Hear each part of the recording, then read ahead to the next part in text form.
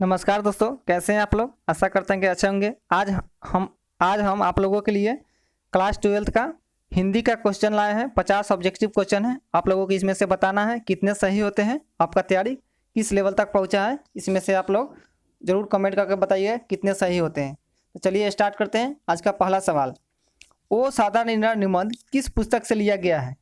4 option दिए गए हैं, आप लोग बताइए ओ सादा नीरा निबंध किस पुस्तक से लिया गया है। तो ऑप्शन नंबर सी, बोलते क्षण से। किससे लिया गया है? बोलते क्षण से।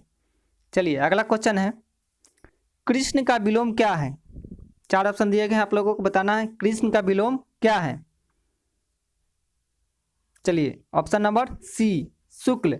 देखिए ये जो शुक्ल है, जिसे आप लोग गांव के बोलचाल में सुने होंगे कृष्ण पक्ष, शुक्ल पक्ष। देखिए कृष्ण पक्ष जो अंधेरिया वाली जो रात होती है उसे कृष्ण पक्ष बोला जाता है, और इजोरिया वाले जो रात होती है जिसमें चांद निकलते हैं उसको शुक्ल पक्ष कहा जाता है। तो कृष्ण का विलोम क्या होगा? शुक्ल। अगला क्वेश्चन है, स्तुति का विलोम क्या होगा। 4 ऑप्शन है, बताइए आप लोग स्तुति का विलोम क्या होगा। तो ऑप्शन नंबर ए, निंदा। देखिए स्तुति माने होता है किसी का प्रशंसा करना, और निंदा माने होता है किसी का बुराई करना। तो स्तुति का विलोम हो जाएगा निंदा। चलिए अगला क्वेश्चन है, यथार्थ के इस लेन देन का नाम ही संसार है। यह पंक्ति किसके द्वारा लिखी गई है, बताइए आप लोग। तो ऑप्शन नंबर बी, मलयज द्वारा। किसके द्वारा? मलयज द्वारा। चलिए अगला क्वेश्चन है, जिसका जन्म पहले हुआ हो उसे क्या बोला जाता है। अनेक शब्दों के लिए एक शब्द है, जिसका जन्म पहले हुआ हो उसे क्या बोलते हैं? तो अग्रज, जिसे बड़ा भाई भी बोल सकते हैं। अग्रज, बड़ा भाई। अनुज जो होता है ना, छोटा भाई को बोलते हैं, जो छोटा है उसे अनुज बोलते हैं। चलिए अगला क्वेश्चन है, जिसके बिना काम न चल सके उसके लिए एक शब्द क्या होंगे। अनेक शब्दों के लिए एक शब्द बताना है। जिसके बिना काम न चल सके उससे बोलते हैं अपरिहार्य। क्या बोलते हैं? अपरिहार्य। Option number A.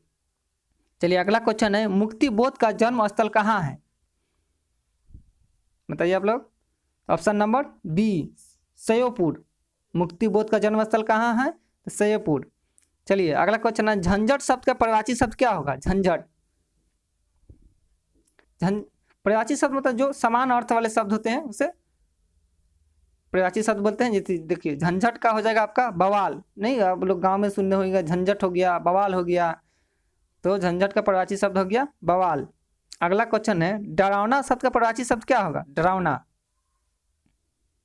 डरावना शब्द का पर्यायवाची शब्द हो जाएगा भयानक। क्या हो जाएगा? भयानक।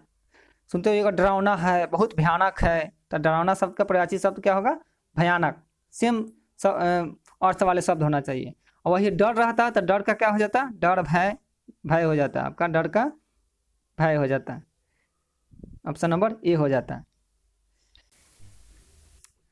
चलिए अगला क्वेश्चन है, पंचायती राज में क्या खो गया है। 4 ऑप्शन है, आपको बताना है पंचायती राज में क्या खो गया है। तो पंचायती राज में पंच परमेश्वर खो गए हैं। क्या खो गए हैं? पंच परमेश्वर।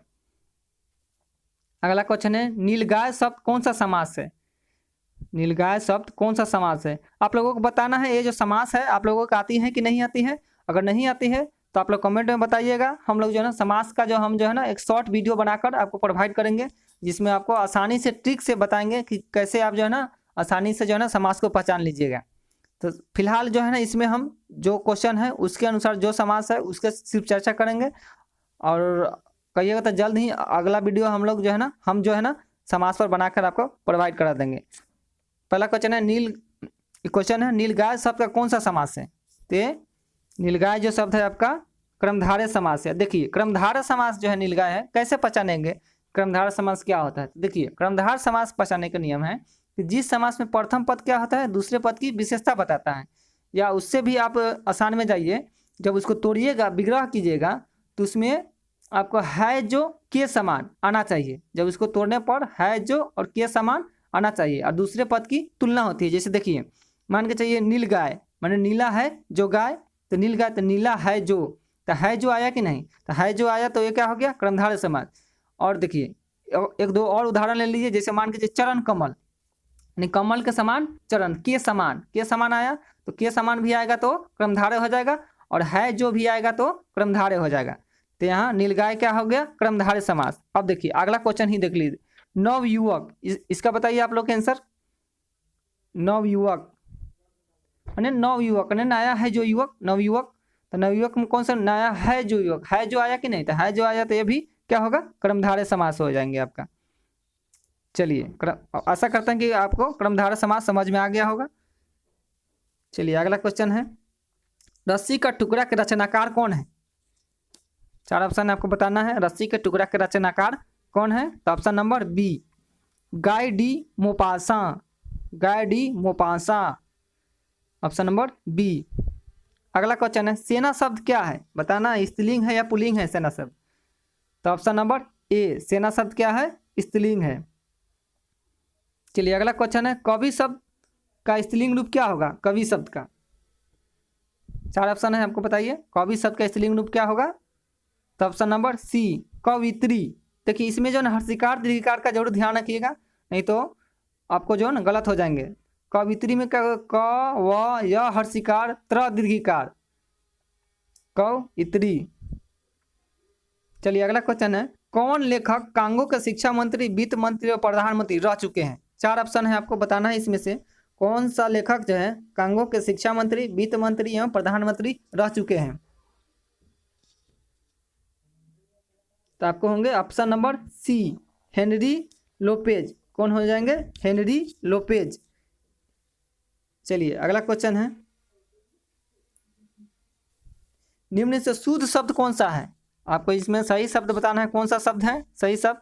तो ऑप्शन नंबर ए, प्रशंसा। प्रशंसा जो है इसमें क्या है? सही शब्द है। अगला क्वेश्चन है, सत शब्द क्या है? मान तत्सम है, तद्भव है, देशज है, विशेषज है, बताना है आपको सत शब्द क्या है? तो ये तत्सम है, ऑप्शन नंबर ए। अगला क्वेश्चन है, क्लर्क की मौत के शीर्षक में क्लर्क का क्या नाम है? तो ऑप्शन नंबर ए, इवान टमित्रिच चेख्योको। ये जो है ना क्लर्क की मौत के शीर्षक में क्लर्क का नाम है, ऑप्शन नंबर ए। अगला क्वेश्चन है, द का उच्चारण आसान क्या है? आसान है, बताइए उच्चारण करके बताइए। द, दंत, दंत से आ रहा है तो द का उच्चारण आसान क्या हो जाएंगे? दंत। चलिए अगला क्वेश्चन है, सुबह हुई इसलिए पक्षी चहक उठे, कैसा वाक्य है? सुबह हुई पक्षी चहक उठे, कैसा वाक्य है? तो ये आपका मिश्र वाक्य है। कैसा वाक्य है? मिश्र वाक्य है। चलिए अगला क्वेश्चन है, अकाल पड़ेगी और लोग मरेंगे, वाक्य है, कैसा वाक्य है? अकाल पड़ेगी और लोग मरेंगे, कैसा वाक्य है? ये आपका संयुक्त वाक्य है। कैसा वाक्य है? संयुक्त वाक्य है। चलिए अगला क्वेश्चन है, हिंदी कहानी के विकास में मील का पत्थर कौन सी कहानी मानी जाती है? हिंदी कहानी के विकास में मील का पत्थर कौन सी कहानी मानी जाती है? तो ऑप्शन नंबर ए, उसने कहा था। चलिए अगला क्वेश्चन है, निम्न से सर्वनामिक विशेषण कौन सा है? विशेषण तो आप लोग जानते होंगे, सर्वनाम भी जानते होंगे जो संज्ञा के बदले में आता है। इसमें बताना है सर्वनामिक विशेषण कौन सा है? तो यह जगह ऐसा आदमी नहीं देखा, ये आपका सर्वनामिक विशेषण हो जाएगा। चलिए अगला क्वेश्चन है, प्रेम शब्द का विशेषण क्या है? प्रेम शब्द का विशेषण क्या है? तो ऑप्शन नंबर ए, प्रेम शब्द का विशेषण क्या होगा? प्रेमी। चलिए अगला क्वेश्चन है, रोज शीर्षक कहानी में किसने पूछा तुम कुछ पढ़ती लिखती नहीं? तो ऑप्शन नंबर हो जाएंगे 26 का कौन सा हो जाएगा? ए, लेखक ने। रोज शीर्षक कहानी में किसने पूछा कि तुम पढ़ती लिखती नहीं है? तो लेखक ने। चलिए अगला क्वेश्चन है, नकलची शब्द में प्रत्यय क्या है? नकलची शब्द में प्रत्यय क्या है? देखिए उपसर्ग प्रत्यय, जैसे उपसर्ग जो है ना किसी शब्द के पहले जुड़ता है तो उसे उपसर्ग बोलते हैं, और जो किसी शब्द के लास्ट में जुड़ता है, अंत में जुड़ता है, उसे क्या बोलते हैं? प्रत्यय बोलते हैं। तो देखिए इसमें नकलची शब्द है, इसमें प्रत्यय क्या होगा? नकलची, ची, देखिए ची आ रहा है तो ये आपका क्या हो जाएगा? प्रत्यय हो जाएगा। चलिए अगला क्वेश्चन है, महिमा शब्द में प्रत्यय क्या है? महिमा। उच्चारण देखिए, उच्चारण करके देखिए क्या आ रहा है?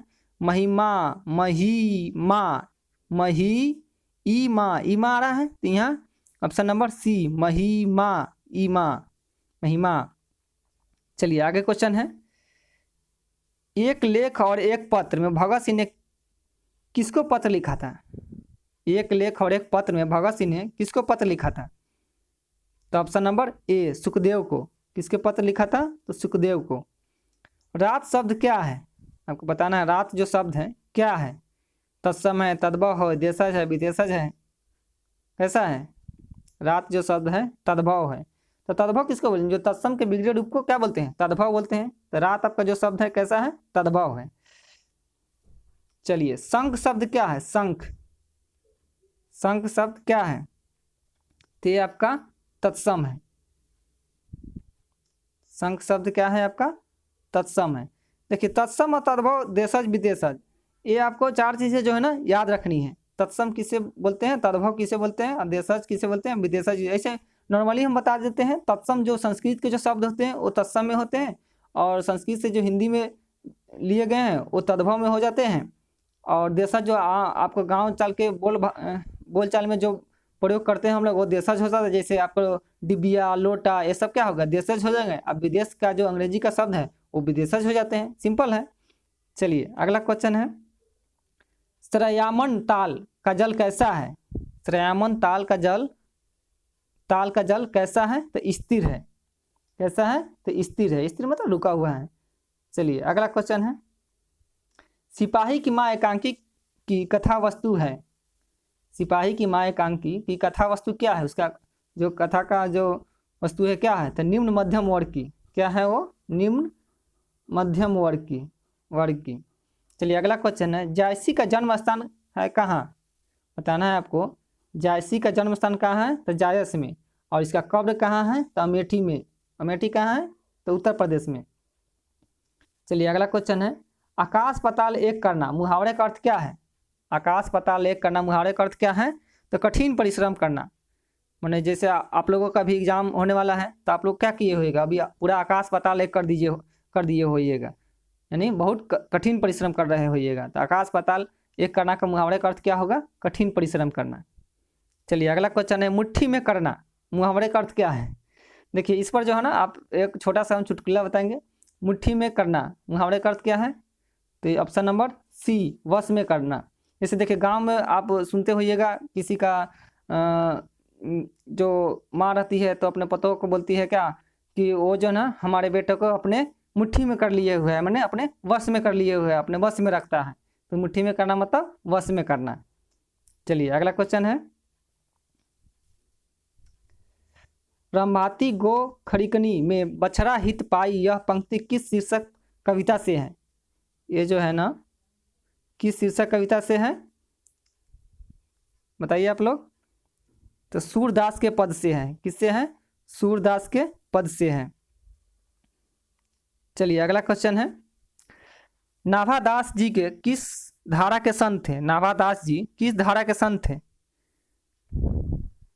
तो ये जो थे वैष्णव दर्शन से थे। किस दर्शन से? वैष्णव दर्शन से।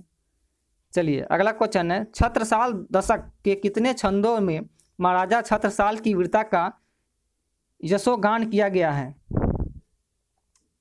तो ऑप्शन नंबर डी, इसने 10 छंदों को। चलिए, अगला क्वेश्चन है, इतने पास अपने शीर्षक संकलन किस कवि के द्वारा लिखा गया है? इतने पास अपने शीर्षक जो है ना किस कवि के द्वारा लिखा गया है? तो option number D, Shamsher Bahadur Singh. इसके द्वारा? शमशेर बहादुर सिंह। चलिए, अगला क्वेश्चन है, घुटने टेकना मुहावरे का अर्थ क्या होगा? घुटने टेकना यानी ऑप्शन नंबर ए, हार मानना। घुटने टेकना मतलब हार मानना। जैसे अंग्रेजों ने भारत के सामने क्या किए? घुटने टेक दिए, यानी हार मान लिया।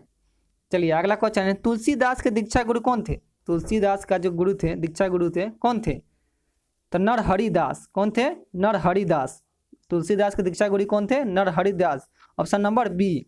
अब पूछा जाएगा रामचरितमानस के लेखक कौन है? तो तुलसीदास ही हैं। चलिए, अगला क्वेश्चन है, खारा का विलोम क्या है? खारा का जो विलोम क्या होगा? या खारा से सेंस आपको जो है ना, जैसे समुद्र का पानी क्या होता है? खारा होता है, उससे है। तो खारा का विलोम क्या होगा? तो मीठा होगा। खारा का विलोम क्या होगा? तो मीठा होगा। चलिए, अगला क्वेश्चन है, पंचवटी। देखिए, फिर समास आ गया आपको। पंचवटी, पंचवटी में कौन सा समास है? बताइए आप लोग। पंचवटी में कौन सा समास है? तो ऑप्शन नंबर सी, पंचवटी में कौन सा समास है? तो ऑप्शन नंबर सी द्विगु समास। देखिए अब द्विगु समास कैसे पहचानिएगा, जिसका पहला पद जो होता है ना, पहला पद होगा जो संख्यावाची होगा, जैसे 1 2 3 4 5 9 10 ऐसे आएंगे, वो आपको क्या होगा, द्विगु समास होगा। जैसे जो पंचवटी, पंचवटी में पंच आ रहा है, पंच माने 5, तो 5 क्या हो गया, द्विगु समास होगा। उसी तरह और भी होंगे, दशानन 10 जैसे आया, तो ये आपका क्या होगा, द्विगु समास हो गया। जिसमें संख्यावाची शब्द आएंगे वो आपको क्या होगा, द्विगु समास हो जाएंगे। चलिए अगला क्वेश्चन है,